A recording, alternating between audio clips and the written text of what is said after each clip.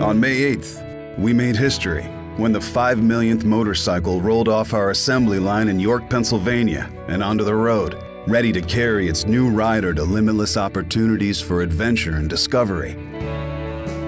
The story of Harley-Davidson's vehicle operations in York began on the cusp of World War II, when the U.S. Navy commissioned a factory to meet the urgent demand for anti-aircraft guns. In 1973, Harley-Davidson motorcycle production moved from Milwaukee to York, and Ironhead Sportster and Shovelhead FL models filled the production lines.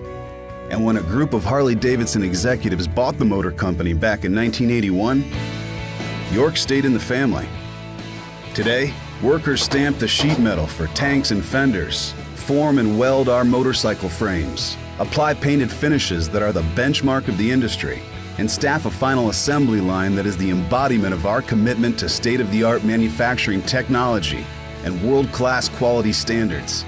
York has changed a lot over the years, evolving to meet the challenges of the times and seize the opportunities ahead. And we're charging forward by bringing Livewire, our first electric motorcycle, to life.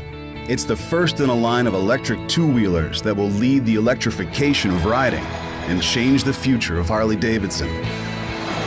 York is growing, and the majority of Harley-Davidson motorcycles sold worldwide roll off American assembly lines, including every Harley-Davidson motorcycle sold in the United States. 5 million brand new Harley-Davidson motorcycles, 5 million great American freedom machines, and more than 5 million dreams fulfilled. Here's to the next 5 million machines that will carry their riders forward to find their freedom.